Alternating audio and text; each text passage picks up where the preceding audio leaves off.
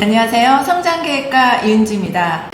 저는 지금 현재 기업교육 강의도 하고 있고요. 그리고 유튜버나 아니면 블로거, 그리고 다양한 일들을 하면서 7개의 직업을 가지고 있습니다. 자, 그런데 사실 지금의 제 모습을 보시기에는 7개의 직업을 가지고 있어? 라고 굉장히 놀라실 텐데요. 저 역시 굉장히 평범한 전업주부의 삶을 살았던 시기가 있었습니다. 저는 두 아이의 엄마이고요. 지금도 워킹맘으로 이제 활동을 하고 있습니다. 사실 저는 나이 40에 다시 창업을 하게 되었는데요. 제 이야기를 좀 전해드리고 싶습니다. 저는 이제 예전에 두 아이를 키우면서 결혼과 함께 원래 하고 있던 일을 모두 중단하고 현모양처로서 이제 잘 살아가기 위한 노력들을 했었습니다.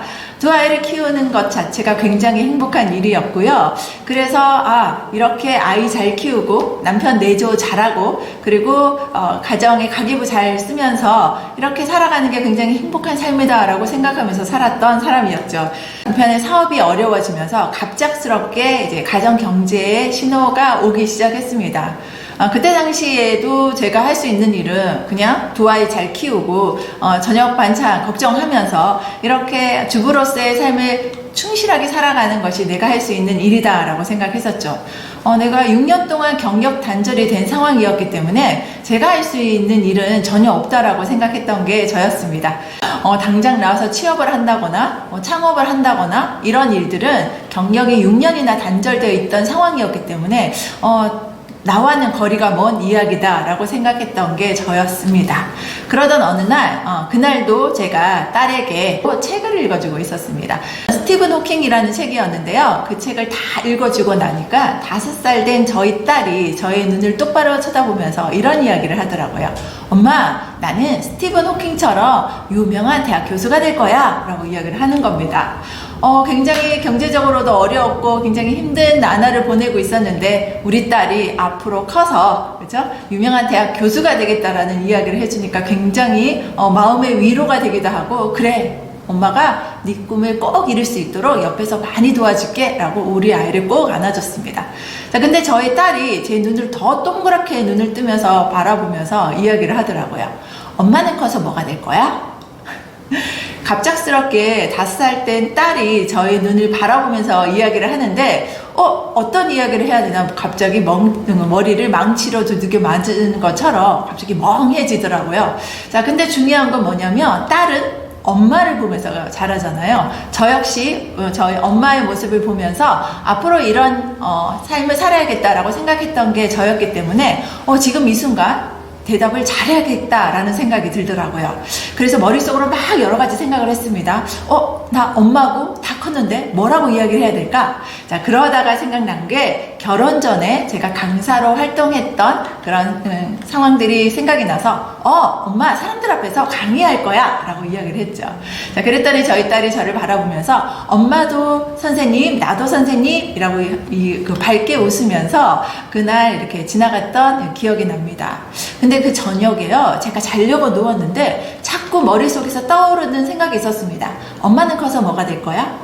제가 딸에게 강사가 될 거야 라는 이야기를 했기 때문에 이 약속은 지켜야 되는데 라는 생각이 드는 거예요. 자, 그런데 경력 단절 6년이나 된 전업주부였고 또한 제가 두 아이를 키우는 엄마의 입장이었기 때문에 그리고 또 내 나이가 40이나 되었는데 내가 다시 강사가 될 수 있을까? 내가 진짜 좋아하는 게 강의인가? 강의를 한다면 어떤 강의를 해야 되지? 예전에는 CS 강의를 했었는데 지금도 내가 CS 강의를 할 수 있을까? 그때부터 수많은 질문들을 저한테 이제 쏟아붓기 시작했는데요. 그러다 보니까 어떻게 됐을까요? 내가 할 수 있는 방법들을 막 떠올리기 시작하더라고요. 그 전부터 가정의 경제가 어려워져서 내가 다시 일을 해야 되나라는 고민을 했었지만 선뜻 내가 일을 해야겠다라는 생각을 가져본 적이 없었는데 저희 딸의 이 질문 하나 때문에 내가 그러면 어떻게 강사가 될 수 있을까라는 그 답을 찾기 위한 생각들이 이어졌고요. 그러다 보니까 이제 딸과의 약속을 지키기 위해서 제가 다시 일을 해야 되겠다라는 생각, 강사가 되어야 되겠다라는 생각을 하기 시작합니다. 자, 그리고 가만히 살펴봤어요. 내가 나이가 40이고 이제 새롭게 강의로 시작을 하려고 하는데, 자, 그렇다면 취업을 할 것인가 창업을 할 것인가에 대한 고민을 하기 시작했습니다. 제가 그때 당시에 눈높이를 조금 많이 낮추기만 한다면 취업을 하는 데는 전혀 문제가 없을 것 같다는 생각이 들더라고요. 예, 취업을 하는 것이 어떨까요? 예, 내가 취업을 하게 되면 회사에서 보장해주는 다양한 복지 혜택도 있고 안정된 환경 속에서 다시 일을 할 수 있겠다라는 생각 때문에 취업에 대한 아주 관심도가 굉장히 컸었죠. 자, 그런데 한편으로는 또 이런 생각이 들더라고요. 취업을 한다고 해서 요즘은 평생 직장의 개념이 무너졌는데 내가 취업을 해서 몇 년간 내가 직장 생활을 할 수 있을까? 지금 내 나이가 40인데 오래 한다고 하더라도 10년간 내가 일을 할 수 있을까라는 생각이 들더라고요. 자, 그렇다면 취업이 아니면 그러면 창업은 어떨까라는 생각을 하게 됐고요. 자, 그렇다면 창업은 어떤 점이 좋지? 라는 생각이 이제 시작됐는데요. 가만히 생각해 보니까 물론 창업을 한다는 것이 쉽지만은 않은 일이지만 내가 자유롭게 내 시간을 쓸 수 있고 또한 내가 하고 싶은 일을 통해서 창업을 할 수 있겠다라는 생각이 들었습니다. 이왕 내가 인생을 사는 거라면 내가 하고 싶은 일을 하면서 내가 인생을 살아가는 것도 굉장히 의미 있고 한번 도전해 볼 만한 일이지 않을까라는 생각을 하게 돼서 그때부터 제가 취업이 아닌 창업을 선택하게 됐고요. 그리고 용감하게 세무서에 가서 이제 제가 사업자 등록을 해서 이제 창업자가 이제 된 거죠. 자, 그때 당시 이제 창업을 시작하면서 굉장히 많은 고민을 했던 것이 무엇이냐면 창업을 한 번도 해본 적이 없던 사람이었기 때문에 과연 내가 창업을 할 수 있을까에 대한 이제 고민들이 컸습니다. 그런데 제가 6년 동안 아이들만 키우고 전업주부로서 생활을 했을 때는 전혀 보이지 않던 세상이 내가 이제는 창업을 해야 되겠다라는 생각을 하기 시작하니까요. 그때부터 내가 어떻게 돈을 들이지 않고 창업을 할 수 있지? 이제 그 방법을 찾기 시작했어요. 그랬더니 제가 인터넷을 통해서 알게 된 정보가 뭐였냐면 서울시에서 운영하는 서울시 청년 창업 프로젝트라는 것이 있었는데요. 만 39세까지 이제 예비 창업자들을 대상으로 해서 다양한 정보를 주고 창업을 할 수 있도록 도와주는 제도가 있더라고요. 제가 그때 나이가 40이었고 만으로 39세였습니다. 그래서 제가 9수가 이렇게 반가운 때는 처음이었어요.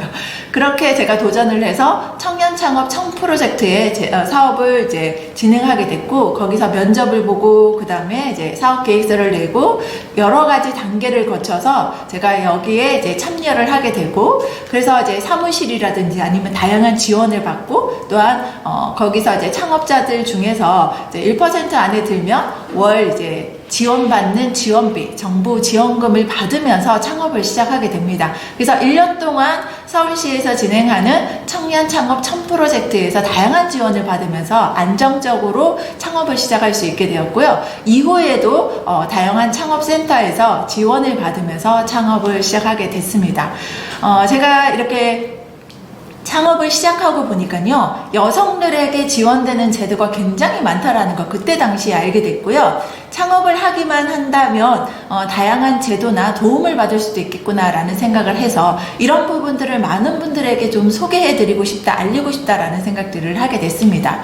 자, 그 이후로 제가 이제 8년이라는 시간이 지났는데요. 지금은 이렇게 강의도 하고 있고 또 2권의 책을 낸 저자로서 많은 분들 앞에서 이제 이렇게 다양한 이야기를 전해드리고 있는데요. 자, 특히 여성으로서 사회생활을 하면서 느끼는 다양한 경험들 그리고 이를 통해서 새롭게 발견한 세상들 이런 부분에 대한 정보를 나누고 있습니다.